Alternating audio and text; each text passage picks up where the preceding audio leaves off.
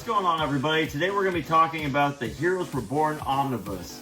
The reason we're talking about this omnibus right now is because early in February, Marvel released plans for a new Heroes Reborn miniseries.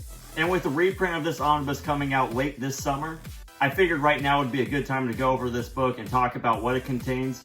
And we'll also compare it to the contents of the trade paperbacks. You might notice that I have a change of venue for this video. It's because I have a house guest this week. I gave up my downstairs. But that's okay, because most of this video is going to be a tableside overview. But before we start talking about the Heroes Reborn event from 1996, I recommend that you guys pick up Onslaught in any edition you can. One of the most recent editions of Onslaught is the X-Men Milestone Onslaught. Milestones is an X-Men reprint series that highlights all the main X-Men events, and they're usually priced for a quick sale because they want that content out into the marketplace. So you can find an affordable copy of Onslaught in this trade paperback, and it hits all the key points. Unlike the Omnibus and the oversized editions, it does not contain every single tie-in, but honestly, the main series and the main points you need are all right here. So with that said, let's take a look at this Omnibus. Alright, here we have the Heroes Reborn Omnibus. I'm going to take this cover off real quick. So Heroes Reborn was an event that came out of the Onslaught saga, where part of the Marvel Universe was rebooted. So in the 90s, X-Men and Spider-Man were the top-selling Marvel comics, with Avengers, Fantastic Four, Iron Man, and Captain America kind of falling to the wayside. Basically, X-Men was selling more copies a month than all the other Marvel titles combined. So what Marvel tried doing to revamp it was reboot only part of the universe.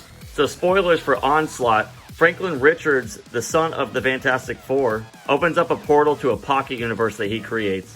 And the main heroes we see in this omnibus are characters who left from the Onslaught event into this universe, and their origins, backstories, and continuity is just 100% revamped. If you're at all familiar with the New 52, it's very similar in the concept where you don't have to be a long-time reader, but having some back knowledge to it will be beneficial.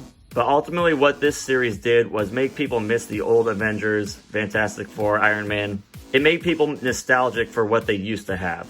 A lot of flack that this book gets from fans is the artist on it. It's very 90s art style. You got Rob Liefeld, Jim Lee. In my opinion, I like the art style a lot. Some of the promo art they used to really try and sell this series wasn't great, but the final product actually isn't too bad. Definitely a lot of muscle, definitely a lot of pouches, and it's very, very 90s-like. But overall, I think it's actually pretty smooth. Even some of Rob Liefeld's best artwork. Definitely some of Jim Lee's best artwork. So yeah, let's talk about the contents of what this contains. If I go all the way back to the front, you'll see that it has a zero issue. So this zero issue is introduced by the Watcher, and it lays the groundwork for what kind of universe this is going to be. Bear in mind that this is a universe without Spider-Man or the X-Men, so it's actually pretty similar to the old MCU, Marvel Comics universe movies, where all we really have is the Avengers with the inclusion of the Fantastic Four in this universe. So after the zero issue, this book contains Captain America 1 through 12, Avengers 1 through 12, Iron Man 1 through 12. Also contained in this is part of Incredible Hulk 450, which ties in with the old Marvel Universe. Something noticeably absent from this is the 13th issue of each series. That's because it was a crossover with the Image comic books. Basically, the way this book came about was Marvel licensed their characters over to Image Comics to produce new material. So in the 13th issue, they tried cementing it into the Image universe, or at least cross over with it. And it's not contained in this omnibus reprint because of copyright reasons. Now, the main thing I want to talk about with this omnibus is the mapping. If you own the trade paperbacks, each paperback comes with just the issues that are related to the main characters of the trade paperback. So in Captain America, we get 1 through 12 of just Captain America.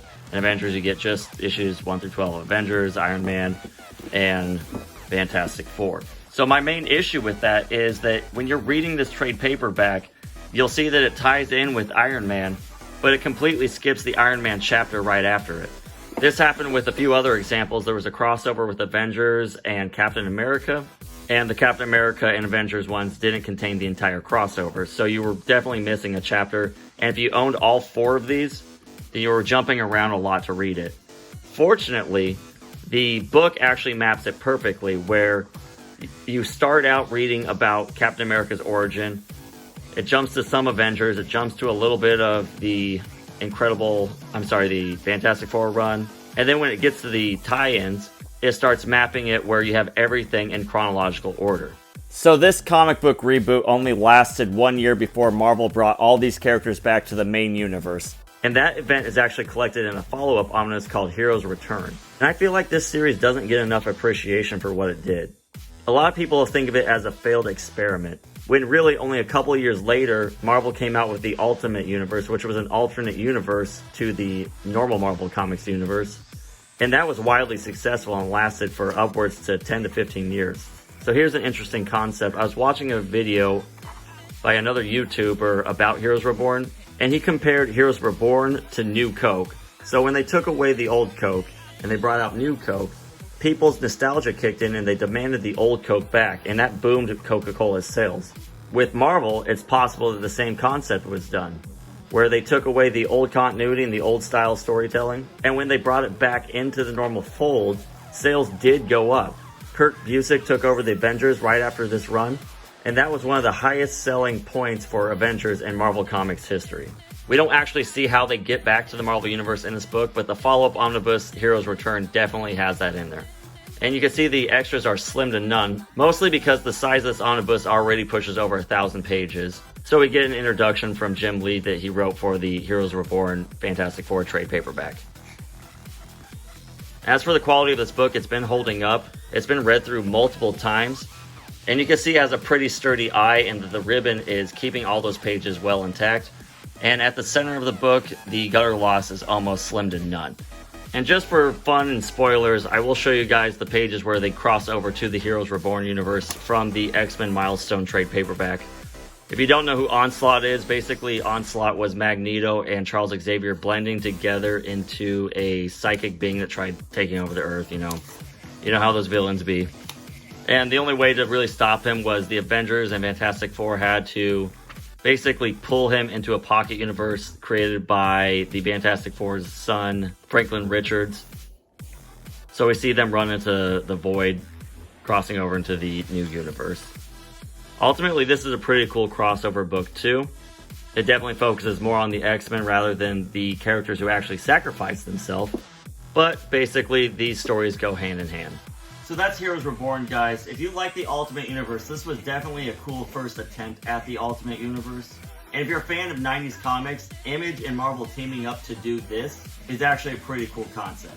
I'm very curious to see how the Heroes Reborn sequel that's coming out measures up to the original. From what we know so far, it takes place in a possible alternate universe or something in time jumbled everything up. And we get amalgam of characters like Spider-Man mixed with someone else. I think there was Doctor Doom mixed with the Juggernaut. And instead of the Avengers being the primary team defending Earth, it's the Squadron Supreme. So as a bona fide Squadron Supreme nerd, I'm very excited for that. Plus, Jason Aaron's writing it, and his track record at Marvel is pretty good so far. So in conclusion to this video, definitely check out the Omnibus. The trade paperbacks are fine, but you are going to have to jump between them. The Omnibus just puts everything in order, and it's a lot more consistent. It's an easier read that way, and basically at this point you'll be saving money buying the Omnibus when it's re-released. The first print of this Omnibus was retailed for $125, and the reprint coming out is retailed for the exact same price, so you're probably going to be able to find it closer to $90 when it comes out new. Whereas if you want to buy these trade paperbacks, you're usually going to be spending around $30 a piece to get them. So that's it from me, guys. Thanks again for watching. If you like what you saw, please make sure you like, share, subscribe, and hit that bell for notifications. It's time to jump off the Omnibus.